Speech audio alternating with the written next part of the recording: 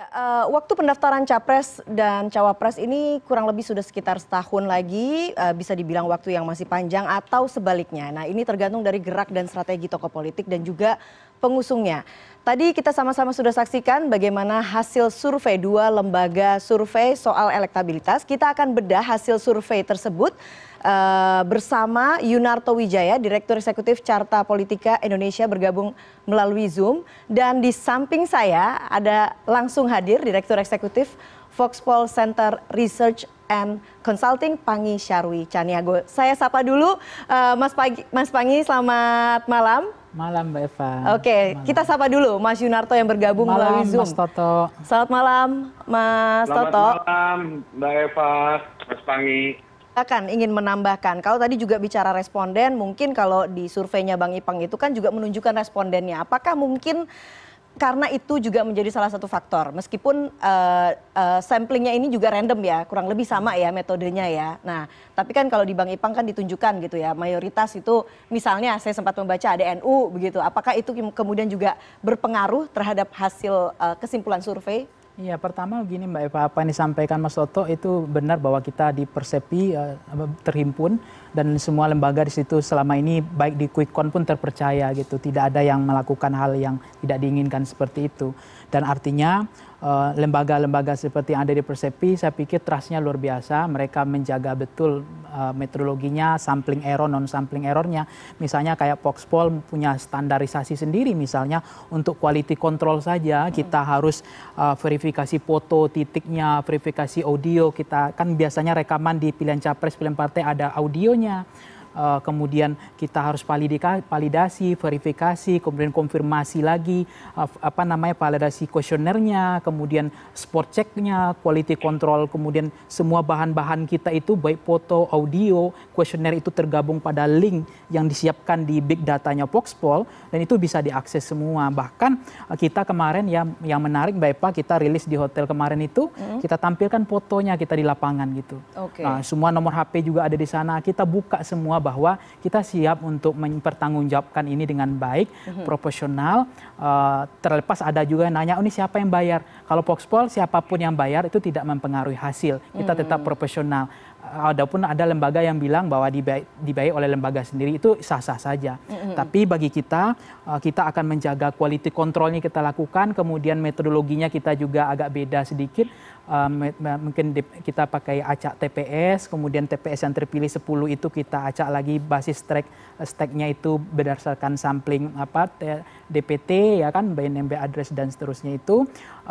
Kemudian ada yang dibilang bahwa memang kita mengambil datanya juga berbeda dengan lembaga lain, mungkin kita bisa saja sebut fresh open gitu, tetapi kita kan ambil itu Oktober ke bawah data itu diambil, karena pertanyaannya kapan data diambil itu akan mempengaruhi juga hasil gitu. Nah kita Oktober akhir itu masih ngambil data. Saya nggak tahu, mungkin Mas Toto juga mengambilnya udah November kalau saya lihat dari tanggalnya. Betul. Nah, itu artinya kita percaya dengan lembaga kita siap mempertanggungjawabkannya, transparansinya, dan kita juga nggak mau menyalahkan lembaga lain. Lembaga lain juga punya metodologi yang sangat ketat, disiplin, kemudian quality control yang luar biasa, dan saya percaya dengan lembaga-lembaga lain untuk apa juga kemudian mengasih data yang menurut kita tidak sesuai dengan yang diharapkan gitu. Jadi ini yang menjadi penting bahwa lembaga tentu yang dibilang Mas Toto tadi saya sepakat, tidak boleh manipulasi apalagi bohong, tapi kita melihat secara intersubjektif itu berbeda dengan empirik objektif. Kalau pendapat partai misalnya ada yang protes, oh kok elektabilitas saya turun ini, ada yang nggak terima hasil, kita bisa menjelaskan itu persepsi asumsi mereka. Mereka apa yang dilihat bisa saja mereka akan melihat itu bukan itu, bisa dibalik itu. Tapi lembaga survei dia akan melihat berdasarkan empirik objektif. Apa yang dilihat itu yang didapatkan. Dan kita tidak bisa bermain pada asumsi, persepsi. Banyak lomba partai lain nelpon saya nggak terima hasilnya. Nah tapi itu yang kita katakan, bahkan kemarin di dalam rilis nanya siapa yang membiayai Anda. Kita jelaskan siapapun yang membayar kita itu tidak akan merubah hasil. Kita akan tetap profesional. Walaupun ada juga lembaga yang membiayai itu hasil misalnya tahun kemarin atau dana kasnya lembaga itu enggak masalah. Jadi kita akan berusaha untuk betul-betul, kan memang hari-hari ini kan ada distrust terhadap lembaga survei gitu. Sehingga kita berupaya untuk menaikkan trust building terhadap lembaga survei bahwa ini lembaga yang ilmiah, yang bisa dipercaya. Adapun politisi, kemarin saya diskusi di ELC sama misalnya ada profesor bilang nggak percaya survei, ya itu nggak ada masalah aja, itu mazhab iman mereka. Tapi kita menjaga ini supaya hasilnya tetap kedepannya bisa dipercaya sebagai lembaga yang ilmiah gitu, yang terukur. Karena memang pertanyaan itu siapa yang bayar itu yang selalu menjadi muncul di saat hasil survei itu keluar, dan apalagi kalau kemudian kita lihat misalnya kalau dibandingkan ini benar-benar hasil agak berbeda. Kalau tadi Mas Toto menjelaskan satu lagi, apa yang Nomi, kemudian menjadi kalau perbedaan Mbak Nomi, misalnya dari simulasi, saya sepakat dengan Mas Toto, simulasi 10 nama misalnya, kita unggul Mas Ganjar gitu. Atau ada dari data kita. Nah, begitu 16 nama itu masih di rentang range margin of error. Masih artinya 2,8. Artinya bagi hasil temuan kita ini masih sangat kompetitif, masih sangat dinamis dan tidak bisa ditentukan kemenangannya. Apalagi undecided-nya dari simulasi 4 nama yang kita simulasikan, kemudian kita turunkan 3 nama, 2 nama, itu undecided juga besar. Di 2 nama agak menurun gitu. Artinya undecided itu juga menentukan nilai sebetulnya. Bisa saja nilai itu tinggi atau rendah di situ. Maka lihat dulu kita misalnya Anies Baswedan itu di 4 simulasi 4 calon presiden 7 simulasi hanya kalah 1 kali misalnya. Nah, di simulasi 3 calon presiden kita simulasikan 7 kali, Anies kalah 2 kali oleh Mas Ganjar Pranowo. Kemudian di head to head Anies selalu menang. Tapi di situ Mbak Eva kita lihat bagaimana ketika posisi mereka di rentang range margin of error, tidak ada yang leading sebagai petarung di situ sebagai calon presiden. Ketika kita otak-atik wakilnya, kita geser, kita pindahkan posisi Sandiaga, posisi Ridwan Kamil, posisinya Khofifah, Andika, itu mengubah peta lagi gitu. Jadi, artinya yang kemudian hasil survei yang ada di Voxpol ini adalah masih sangat dinamis karena memang ada margin of error begitu ya. Tidak bisa, meskipun kalau kita lihat dominasi Anies Baswedan misalnya yang kemudian kalau di simulasi itu terlihat mendominasi begitu. Tapi karena ada margin of error itu tidak menjadi untuk sementara ya kesimpulan berdasarkan hasil survei itu tidak menjadi mutlak begitu ya, kurang lebih seperti itu ya. Bang Ipang ya. Seperti apa memotretnya untuk simulasi Capres-Cawapres ini? Nah, kalau bicara Mbak Eva simulasi tadi sebetulnya kita misalnya tingkat popularitas ya, tingkat terkenal itu yang justru Pak Prabowo lebih masih 90%, orang udah kenal, udah hampir termasuk klimaks. Yang kedua adalah temuan kita termasuk Pak Anies 80%. Nah, yang ketiga menarik adalah justru Sandiaga Uno yang tingkat popularitas itu mengalahkan Mas Ganjar. Dia di angka 78%. Nah, Mas Ganjar tingkat keterkenalannya, dikenal populernya itu baru 74%. Tapi yang menarik dari temuan kita, begitu tingkat racikan elektoral orang kenal, kemudian orang suka, yang suka sebagian ada yang pilih, itu trennya Mas Ganjar lebih signifikan, lebih dominan. Artinya tingkat keterpilihan Mas Ganjar justru lebih signifikan di sana. Dengan tingkat kedikenalan dan kedisukaannya hanya 74%, tapi tingkat keterpilihannya sudah kompetitif, sangat dinamis dengan Mas Anies. Apalagi Mas Ganjar setahu saya belum deklarasi, belum ada partai yang mengusung. Sementara Pak Anies sekarang kan udah tatap muka, udah kampanye, udah deklarasi. Nah, itu yang pertama. Yang kedua adalah kalau kita baca simulasi kita misalnya, siapa pasangan ideal Anies, Mbak Eva? Nah, itu temuan kita memang nggak jauh beda sebenarnya dengan Mas Toto gitu ya, Carta. Artinya kalau kita itu adalah yang menonjol itu adalah Sandiaga Uno dan AHY. Kemudian ada nama-nama Bu Khofifah, Ridwan Kamil. Nah, pasangan idealnya Mas Ganjar itu yang paling dominan signifikan di data kita itu adalah termasuk Sandiaga Uno gitu dan Ridwan Kamil itu. Nah, itu kan ada irisan di situ, ada pertemuan bahwa pasangan-pasangan ideal. Kalau Pak Prabowo pasangan idealnya termasuk Bu Khofifah dan Caimin. Nah, itu dari simulasi simulasi 3, 4, 2 dan mereka selalu dari basis pemilihnya misalnya. Menarik sebetulnya. Kalau kita cross step, kita analisis lebih dalam, sampling frame kita tuh kita lihat ya by row by kolomnya, itu basis pendidikan pemilih rasional tadi, itu memang signifikan kepada Mas Anies. Mereka preferensi politiknya memilih berdasarkan prestasi dan kinerja, track record. Nah, kalau kita kejar kepada basis tingkat pendidikan, memang pemilih Pak Anies itu lebih dominan menengah, SMA dan kuliah gitu. Yang berpendidikan di atas lebih tinggi gitu ya. Nah, sementara Mas Ganjar itu dia basis pemilihnya itu 700.000 ke bawah. Oke. Nah, dan Anies agak menengah pendapatan. Nah, artinya kalau pemilihan Mas Anies itu adalah rasional, berbasis kinerja, track record, menjadi frekuensi pertimbangan mereka memilih. Mas Ganjar juga terjawab bahwa pemilih sosiologis itu kedekatan dan perhatian dengan rakyat. Nah, dekat dengan perhatian rakyat itu kan adalah banyak dominan kelas-kelas menengah bawah ya, baik pendapatan, pendidikan. Nah, kemudian dari soal suku misalnya, Anies tidak terlalu menyebar sukunya. Lebih dominan hasil temuan kita tuh Sunda dominan, tapi habis itu menyebar, tidak terlalu signifikan. Sementara basisnya preferensi by row kita, data kita lihat basis pemilih Anies berdasarkan Mas Ganjar maksud saya berdasarkan suku itu dominan Jawa dari basis itu. Nah, itu yang kemudian menjadi menarik data ini kalau kita lihat basis-basis mereka berdasarkan pilihan demografi mereka itu menarik sekali. Dan itu yang menjadi survei yang akan menjadi kaya di situ melihat tidak hanya walaupun memang wartawan lebih senang pada halaman elektabilitas itu. Padahal halaman-halaman yang lain sebenarnya menarik misalnya. Dan bisa memperkaya. Contohnya misalnya basis pemilihnya Mas Ganjar misalnya kalau kita tahu ya, yang memilih Ganjar kemudian memilih PDIP itu dominan signifikan data kita 45%. Hampir tidak terjadi split ticket voting. Artinya irisan pemilihnya Ganjar dengan PDIP itu klik gitu.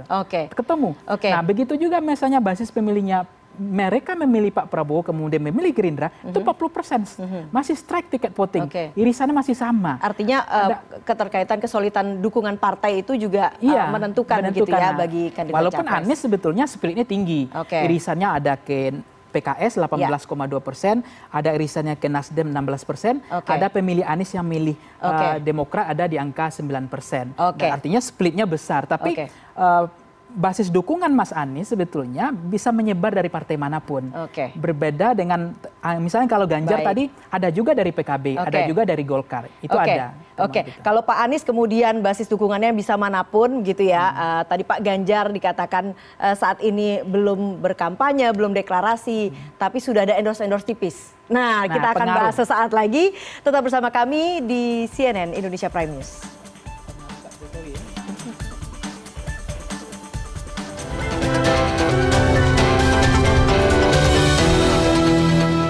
Jadi pemimpin yang mikirin rakyat itu kelihatan dari penampilannya, dari kerutan di wajahnya.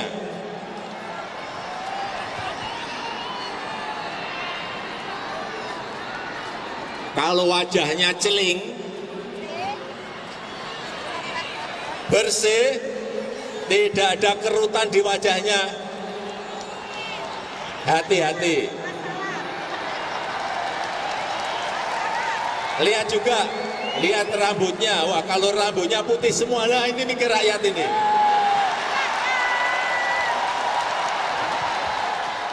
Dua kali di pemilu presiden juga menang. Mohon maaf Pak Prabowo.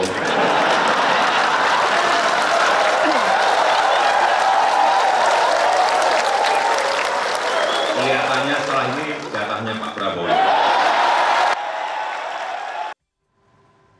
Ya, kami lanjutkan dialog. Saya langsung ke Bang Ipang ya, sebelum ke Mas Toto untuk minta komentar. Karena memang lembaganya Bang Ipang nih yang memotret bagaimana kemudian pengaruh dukungan dari Presiden Jokowi terhadap capres tertentu itu signifikan atau tidak terhadap elektoral si kandidat capres ini sendiri. Hasilnya seperti apa? Iya Mbak Eva, hasil temuan kita kalau kemudian menguji capres pilihan Pak Jokowi, seberapa besar efek Jokowi efek atau pengaruh Pak Jokowi atau endorse-nya Pak Jokowi terhadap frekuensi pilihan politik masyarakat.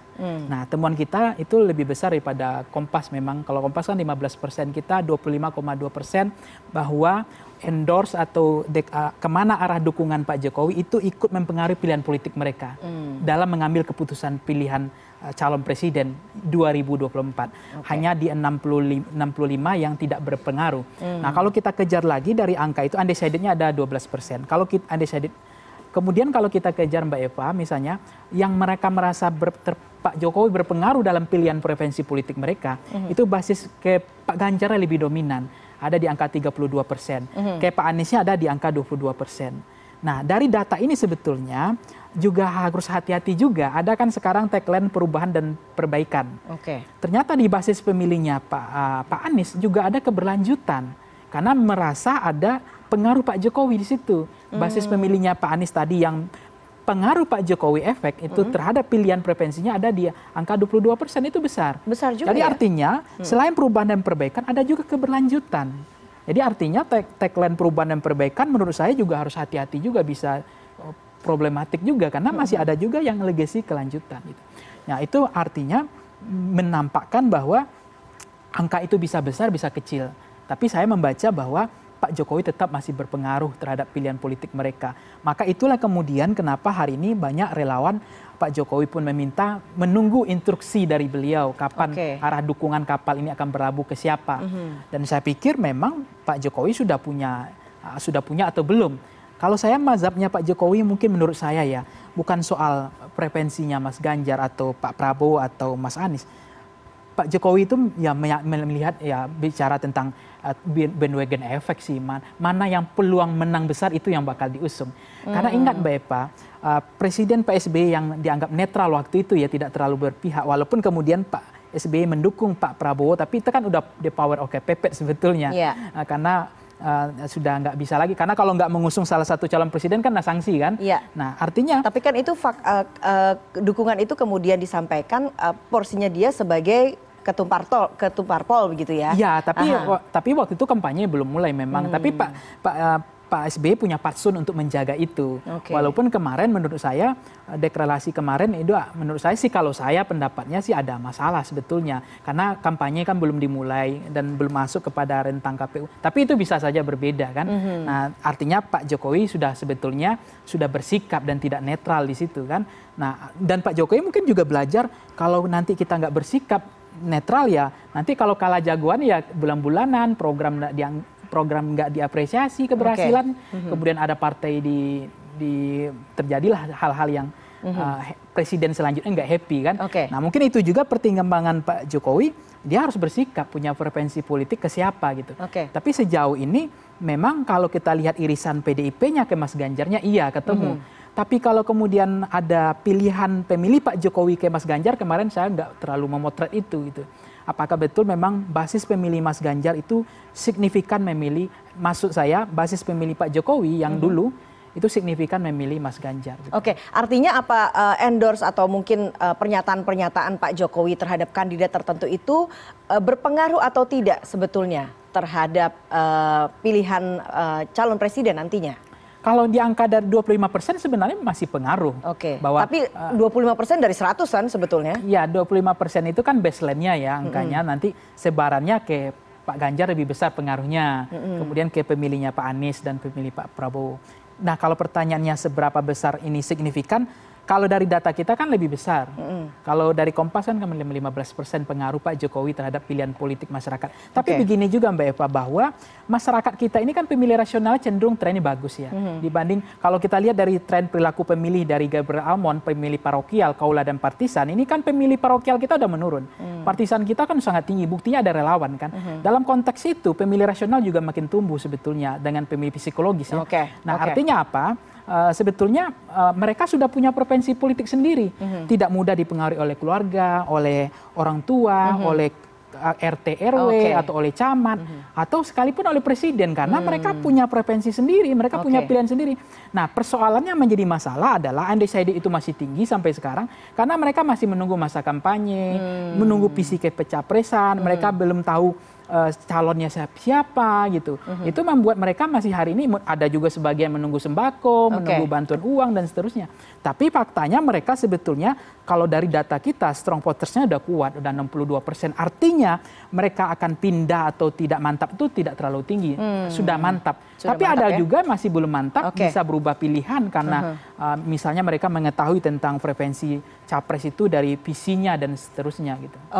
Sekarang baik. Terakhir dari Bang Ipang, menutup diskusi kita hari ini. Ya, Kira-kira menarik. akan ada prediksi berapa nih di 2024? Ya, sebelum nanti? prediksi itu saya menarik endorse-nya Pak Jokowi. Oke. Kan belum pernah ada kode ya, kemudian semiotiknya Pak Jokowi terhadap Mbak Puan. Baru ke Mas Ganjar, kemudian Pak Prabowo. Pak Prabowo. Nah, setelah misalnya Pak Jokowi mengendorse-nya Mbak Puan, jangan-jangan elektabilitas Mbak Puan nanti menyalip elektabilitasnya Anies dan Ganjar. Nah, kita tunggu saja. Ini yang membuat hubungan Bu Mega dengan Pak Jokowi panas dingin karena nggak ada endorse. Karena nggak ada endorse sampai detik ini ya. Sampai sekarang nggak ada kode-kodenya.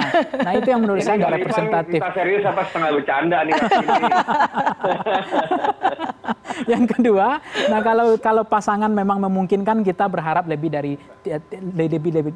dari dua. Supaya politik identitas, tenun kebangsaan kita terjaga, tidak dihadap-hadapkan bipolar lagi, atau paling ideal menurut saya 3 sampai 4. Itu variannya banyak. Hasil survei kita juga membuktikan bahwa masyarakat itu kalau dihadapkan lebih 2 tuh mereka lebih senang, karena lebih dari 2 itu variannya lebih beragam.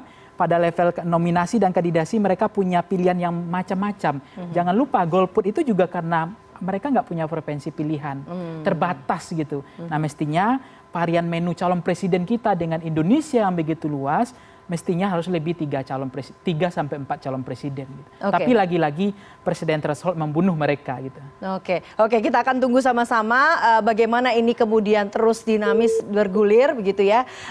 Kita akan tunggu hasil survei terbaru baik dari Bang Ipang yang juga Mas Toto. Apakah kemudian tadi Bang Ipang katakan akan ada perubahan? Kalau udah ada perubahan juga dari Presiden Jokowi misalnya melakukan endorse terhadap calon-calon kandidat lain. Baik, Bang Ipang terima kasih dan juga Mas Toto terima kasih atas diskusinya pada hari ini. Selamat malam. Selamat malam Mas Toto.